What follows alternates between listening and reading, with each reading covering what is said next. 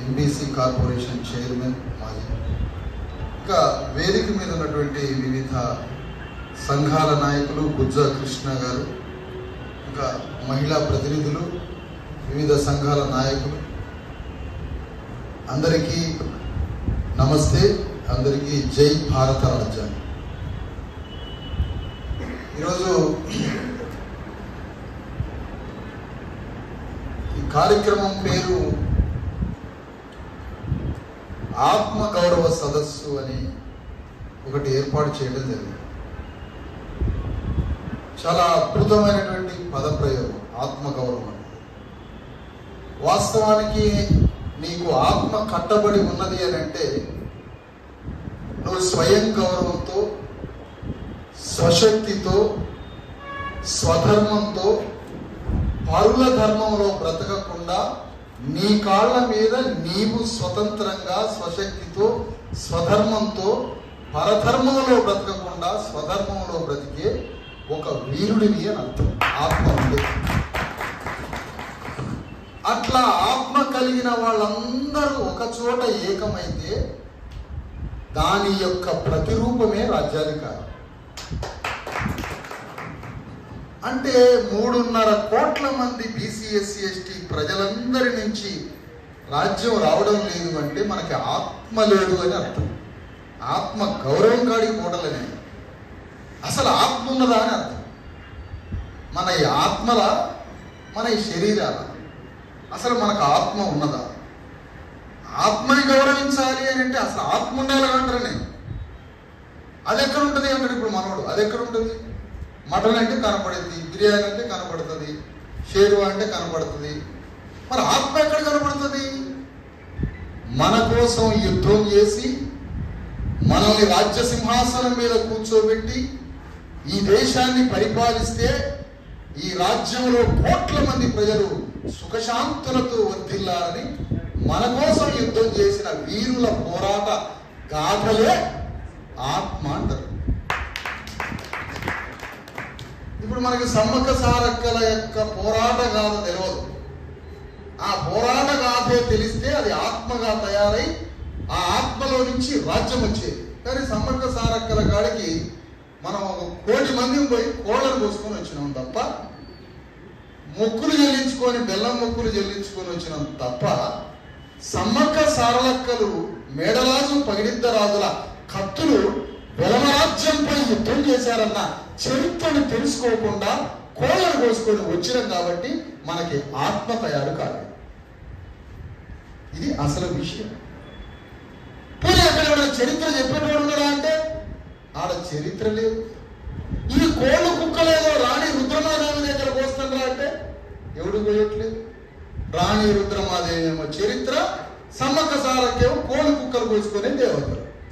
ఆమె ఎడిపోయిందో, ఆడ పడిపోయింది ఆడ గుట్టలలో, ఇంకా రాలేదట. వచ్చిందని చూడండి ఇంకో 1000 ఏళ్ళు.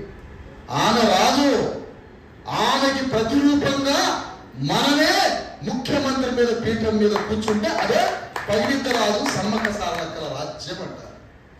మరి ఆత్మ ఎట్లా కట్టబడింది అంటే ఆ సమ్మక్క సారలక్కల, పగిడిద్ద రాజుల యొక్క వీరగాథలని స్మరించుకొని ఆ వీరగాథల్ని ఒంట్లో, రక్తంలో, నీ శరీరంలో ఉన్న 7 లక్షల కోట్ల కణాల్లో ఈ సమ్మక్క సారక్క రాముల యొక్క వీరగాథల యుద్ధాన్ని నువ్వు స్మరించుకుంటే ఆ స్మరణే ఆత్మగా మారి నిన్ను సమాజంలో ఎట్లా బ్రతకాలి, ఎట్లా యుద్ధం చేయాలి, ఎట్లా రాజ్యం తెచ్చుకోవాలో ఈ ఆత్మ ప్రోగ్రామ్ అయి నిన్ను నడిపిస్తూ ఉంటుంది. అది సర్దార్ సర్వాయి కాపన్న గౌడ్ యుద్ధం ద్వారా ఆత్మను కట్టుకోవచ్చు, సమ్మక్క సారలక్కల యుద్ధం ద్వారా ఆత్మను కట్టుకోవచ్చు, షాదనగర్ దగ్గర ఉన్నటువంటి పండగ సాయన్న పోరాటం ద్వారా ఆత్మని కట్టుకోవచ్చు. కానీ మనకి వీళ్ళ పోరాటాల గురించి తెలియదు కాబట్టి తెలంగాణ గడ్డ మీద రెడ్డి రాజ్యాలు, వెలమ రాజ్యాలు, కర్ణం రాజ్యాలు, కమ్మ రాజ్యాలు 90% మంది ఉన్న ప్రజల్ని వనదేవతలకు మొక్కులుగా పంపించడము, లేకపోతే ఆ గుట్టకి ఈ గుట్టకి పోయి సంవత్సరానికి ఒక 4 సార్లు పోయి వచ్చేసరికి సంవత్సరం తిరిగి వస్తుంది. ఆ తీర్థం కాడికి అక్కడికి పోయి రావడం, అంజన కొండగట్ట, అంజన యాదగిరి గుట్ట, ఇవన్నీ రౌండ్లు వేసుకొని కోళ్ళు కుక్కలు తీసి తిరిగి వచ్చేసరికి సంవత్సరం అయిపోయింది. మళ్ళీ సంవత్సరం స్టార్ట్ అయింది, మళ్ళీ సంవత్సరం అయింది, మళ్ళీ సంవత్సరం స్టార్ట్ అయింది. మళ్ళీ ఈ మధ్యలో ఈ యాత్రలకి తీర్థయాలకు పోయి వచ్చిన ఆయన చనిపోతాడు. ఆయన చనిపోయాక మళ్ళీ దినాలకు పోయేస్తాడు. అదొక 12 రోజులు. ఈ మొత్తం కార్యక్రమంలో మనముంటే రాజ్యసింహాసనం రెడ్డి వెలమ కరణం దొరలకి చెక్కు చెదరకుండా వాళ్ళు సింహాసనం మీద కూర్చుంటారు. మనమంతా మన శరీరాలతో ఆనందంగా బ్రతికేటువంటి దాంట్లో ఉన్నాం. ఇంకా సేద తీరాలంటే జానపద గీతాలు ఎట్లాగో ఉన్నాయి మనకి. ఆ జానపద పాటలు ఎట్లాగో ఉన్నాయి, డబ్బులు కొట్టి అరుచుకోవడానికి కొట్టుకోవడానికి. మన నాయకుడు చివరిగా సూటేసుకొని అంతిమ మార్గం పార్లమెంట్ అని చచ్చిండు మన నాయకుడు. కానీ ఆ నాయకుడికి గోచి పెట్టించి విగ్రహం కట్టించారు.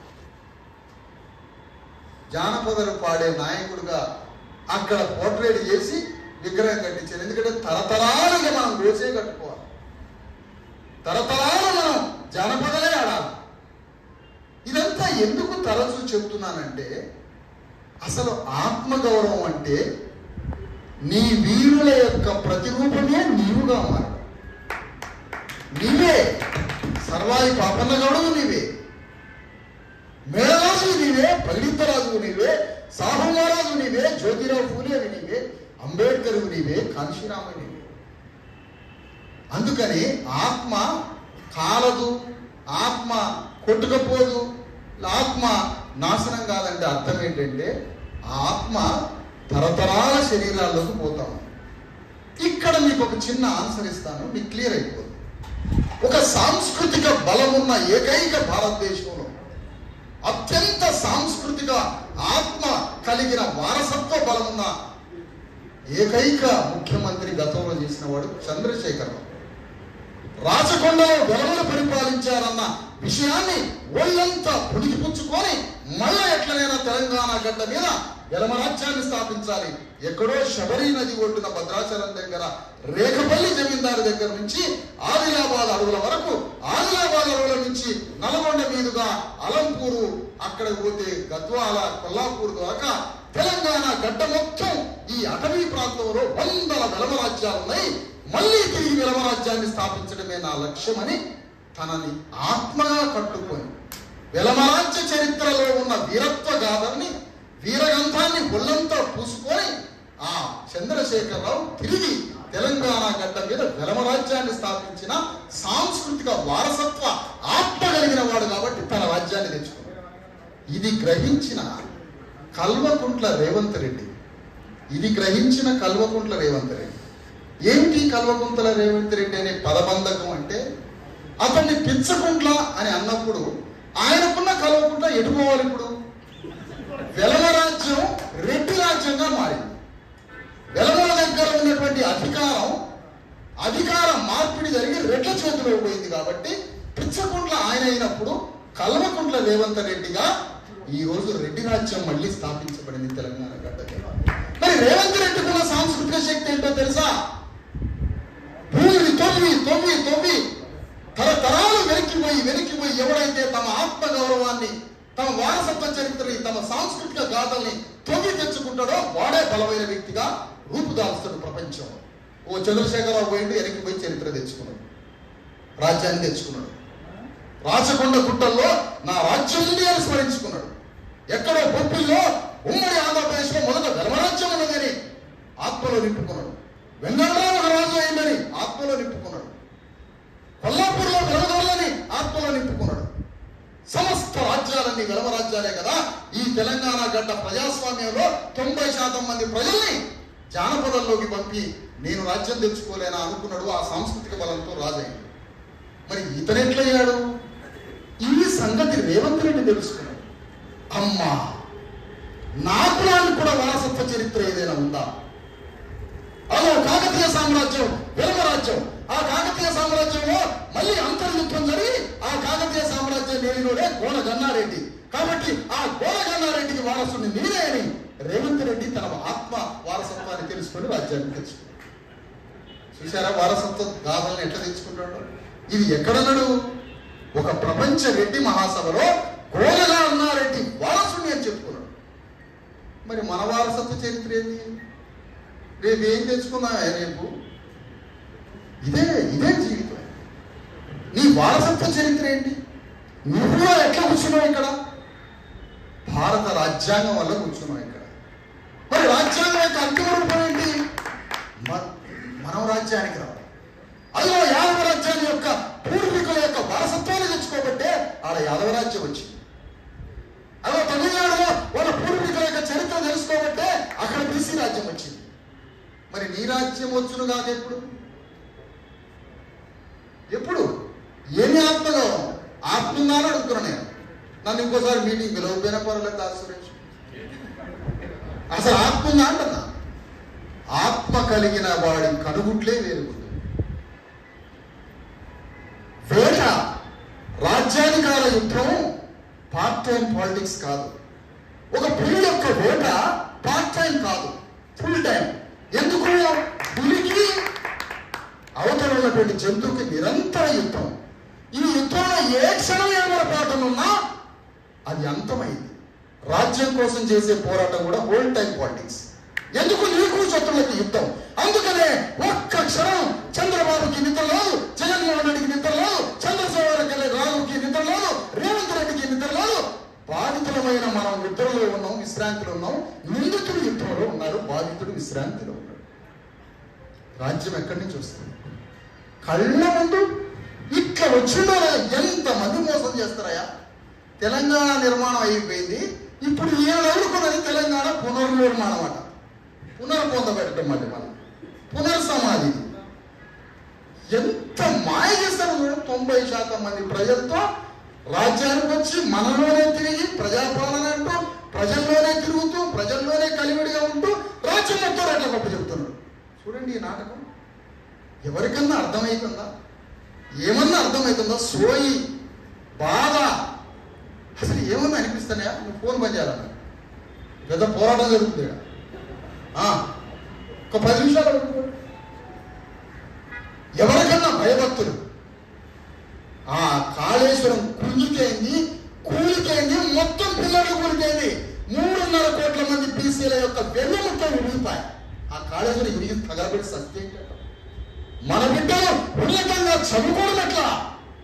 ఆ విద్యకి ఎన్ని వేల కోట్లు కేటాయించింది ఈ రాజ్యం. బస్సులలో ఫ్రీయా? మొన్న ఎవరో కూర చిక్కుడుగాయలు అవి గోడి చిక్కుడుగాయలు వెలుచుకుంటూ బస్సులో పోయి వస్తుందట. మన ఇంటికి ఇంటికాడ ఎందుకు పోవాలి? బస్సులో కూర్చుంటే మళ్ళీ అది పోయి మళ్ళీ రిటర్న్ వచ్చింది. కొద్ది ఒళ్ళు కూడా కదిలినట్టుంది. బస్సులో ఫ్రీతో రాజ్యమా? ఒక రాజ్యం బస్సులో ఫ్రీకా? ఒక రాజ్యం ఏం చేయాలి? తెలంగాణ గడ్డ మీద 2000 సంవత్సరాల నుంచి మనకు భూమి లేకుండా బతుకుతున్నాం కదా. అదిలో తెలంగాణ గడ్డ మీద అనేక రకాల 10 రకాల 10 స్వభావాలైన భూములు ఉన్నాయి. ఆ భూములన్నీ కలిస్తే 1,000 ఎకరాల భూమి ఉన్నది. ఆ భూమిని పంచు ఈ రాజ్యానికి తమ్ముంటే అది రాజ్యం అంటే. మనకు భూమి కావాలి. భూమి కావద్దా? ఒక ఎన్ఎస్పీ ల్యాండ్ సాగర్ దగ్గర నుంచి పేదలపల్లి ఖమ్మం దాకా 5-6 లక్షల ఎకరాల భూమి ఉన్నది. ఆ భూమిని పంచు పేదవాళ్ళకి.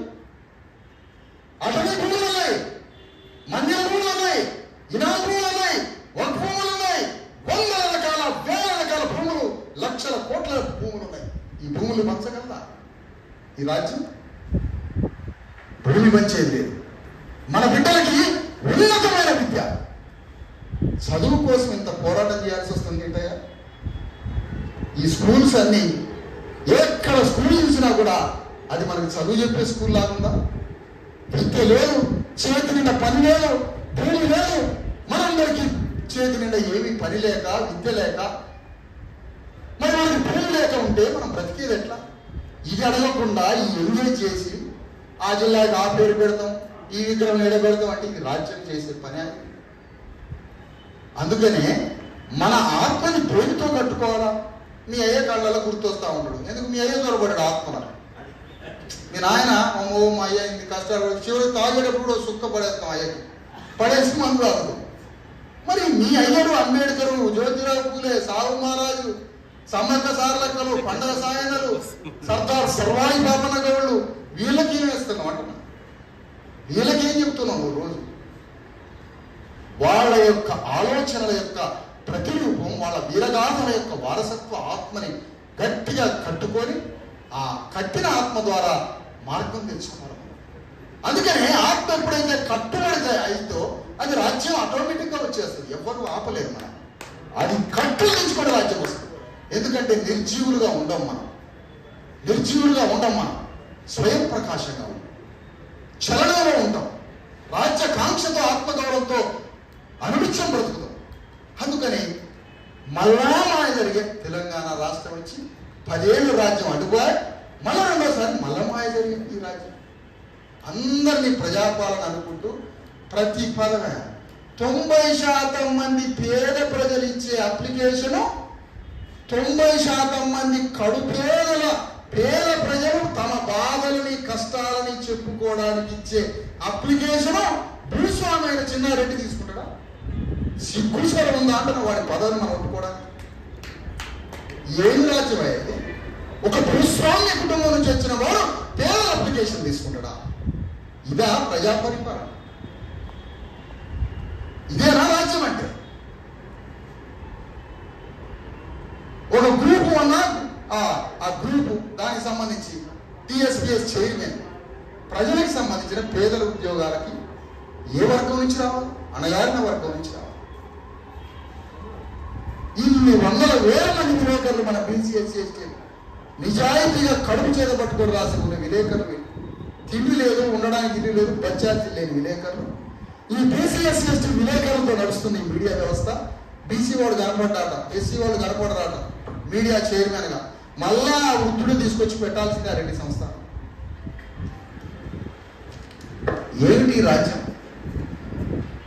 అందుకనే మనమేం కోరుతున్నామంటే ఇది ప్రజారాజ్యం కాదు, ఇది ప్రజా పరిపాలన కాదు, ఇది తీర్మానించండి సభ ద్వారా. ఇది పచ్చి రెడ్డి రాజ్యం, రెడ్డి స్వామి, రెడ్డి పరిపాలన. మళ్ళీ మనం మోసపోయాం అని తీర్మానిద్దాం. మళ్ళీ మోసపోతారు. ఆత్మలేనుడు మోసపోతూనే ఉంటాడు. బంగారు కడేం ఆవు పులికదలా ఉందిగా, అదే బతుకుమందంతా నిజాయితీగా పాలించి వచ్చింది ఆ ఆవు. అదే మన బతుకంతా, అది నిజాయితీగా.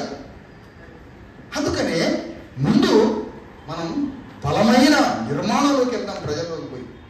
ఎవరే సంఘం పెట్టుకోండి, ఎందుకంటే ఇప్పుడు మన సంఘం కంపల్సరీ ఉండాలి కాబట్టి మనం ప్రజల్లోకి పోవాలి.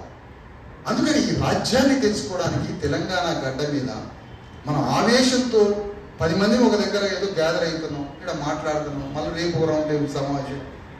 ఓకే, రౌండ్ టేబుల్ సమావేశాలు కరెక్టే, కానీ ప్రజల్ని నిర్మించడానికి పోవాలి మనం సమాజంలోకి. వాళ్ళు అమాయకులు మోసపోతున్నారు. అక్కడ హాస్పిటల్కి వైద్యం లేదు, ఎందరో ఇళ్లలో బయటికి ఏమి పేపర్లకు రావు. బిడ్డలు, తల్లులు, తండ్రులు అందరూ ఆరోగ్యం బాగాలేక, వైద్యం బాగాలేక లక్షల మంది ప్రతిరోజు బలైపోతున్నారు గ్రామాల్లో. వాళ్ళకి వైద్యం ఎవరు చేయించాలి? ఈ రాజ్యం వైద్యం చేయించు, ఈ రాజ్యం చదువు చెప్పదు, ఈ రాజ్యం చేతి నిండా పనియదు, ఈ రాజ్యం భూమిని పంచదు. మరి ఎట్లా?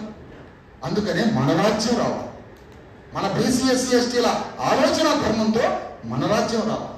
అందుకని ఇవి ఈ రాజ్యాన్ని మనం చైతన్యం లేకపోబట్టే కోళ్ళను ఎందుకు వస్తూ ఉంది, మేకలను ఎందుకు వస్తూ ఉంది, ఈ రాజ్యం ఈ సమాజం ఎందుకు వస్తూ ఉంది? అవి తిరుగుబాటు లేక, తిరగబడే శక్తి లేక. అందుకనే మనం తిరగబడితే ఎవరూ మనల్ని మోసం చేయరు. ఇప్పుడు ఒక రెడ్డి గారు ఇంటికి వచ్చి ఏమయ్యా మిమ్మల్ని రాజ్యానికి రావద్దని ఎవడన్నా అన్నాడా అంటే మన దగ్గర సమాధానం ఉందా? ఎవరైనా మిమ్మల్ని అడ్డుపడింది, మీ ఓటు మీరు బ్యాలెట్లో వేసుకొని మీ రాజ్యం మీరు తెచ్చుకోవాలి అనేది మీరు అనుకుంటే మేము ఆయన అడ్డుపడ్డావా అన్నాడు అనుకుంటే దానికి సమాధానం ఉందా? లేదు. ఇది ఆన్సర్. అందుకనే ఈ ప్రజాస్వామ్యం వచ్చింది మన కోసం, ఈ భారత రాజ్యాంగం వచ్చింది 90% మంది ప్రజల కోసం. మన పూర్వీకులు యుద్ధం చేసింది ఇగో ఈ దీనికోసం. అందుకని ఈ రాజ్యం తెచ్చుకుందాం. రెడ్డి రాజ్యం వద్దు, వెలవ రాజ్యం లేదు, కమ్మ, కలగం, కాపు, రెడ్డి, వెలవ రాజ్యాలు కాదు. బీసీఎస్సీ ఎస్టీలు 93% భారతదేశంలో ఏ భూభాగంలో లేనంత జనాభా ఇక్కడ ఉన్నదే. మనం తెచ్చుకున్నాం రాజ్యం. ఇక్కడ మన రాజ్యం తెచ్చుకుంటే ఇగో కోట్ల ఎకరాల భూమి ఉంది హైదరాబాద్ లో. ఈ భూమిని ఎందుకు రికార్డు చేయట్లేదో, ఎందుకు చేయట్లేదో తెలుసా? శ్రీ పరిశ్రమ దగ్గర భూములు ఉన్నాయి, ఆంధ్ర అగ్రకులాల దగ్గర భూములు ఉన్నాయి, ఇక్కడ భూస్వాముల రెడ్డి వాళ్ళ దగ్గర భూములు ఉన్నాయి. మరి ఎందుకు ఈ భూములు పంచట్లే? వాళ్ళ సహకారంతో నువ్వు రాజ్యానికి వచ్చిన వాడు. ఆయన ఉన్నంత కాలం కాళేశ్వరం అన్నాడు, ఇదే ఉన్నంత కాలం ఇప్పుడు కాళేశ్వరం అన్నాడు. ఇందులో మనం పడిపోతాం. చూసిరా ఈ గేమ్. వీళ్ళందరూ కలిసి ఎవరు జైలుకు పోడు, ఎవడు కటకటాలకు పోడు, ఎవరి ఆస్తులు రికవరీ కావు. వీళ్ళంతా ఒక్కటే, ఒకే వర్గ బంధు, వీళ్ళంతా ఒక్కటే ప్రతిపించుకుంటారు అనమాట. నువ్వు ఉన్నప్పుడు మమ్మల్ని హింస పెట్టినావు కదా, నిన్ను కూడా 2 రోజులు హింస పెడతాం, 3వ రోజు సెటిల్ చేసుకున్నాం, 3వ రోజు సెటిల్ చేసుకున్నాం. ఇది వీళ్ళ ప్రక్రియ. మనం ఆ పత్రికలలో న్యూస్లలో చదివి మనం మోసపోదు. వీళ్ళంతా ఒకే వర్గ బంధం. కాబట్టి మన బీసీ ఎస్సీ ఎస్టీలు రాజ్యానికి రావాలా? వాళ్ళు మనం అమాయకంగా ఉన్నంత కాలం వాళ్ళు మోసం చేస్తూనే ఉంటారు. కాబట్టి మనం తెలివిగా చైతన్యంతో ఉన్నప్పుడు మనల్ని ఎవడూ మోసం చేయడు. కాబట్టి ఈ చైతన్యంతో ఉండాలని కోరుతా ఉన్నా. ఒకవైపు ప్రశ్నించాల్సిందే రాజ్యాన్ని, మనకి ఏమి రావడం లేదు, ఏమి ఇస్తారు, ఈ రాజ్యంలో ఏం జరగాలి మనకు అనేది ఒకవైపు ప్రశ్నిస్తూనే పోరాడుతూనే మన రాజ్యం కోసం సమాజాన్ని కట్టుకోవాలని మీ అందరినీ కోరుతూ, మరి దాస్ సురేష్ గారు ప్రయత్నం చేస్తున్నాడు, బాగానే ఉంది.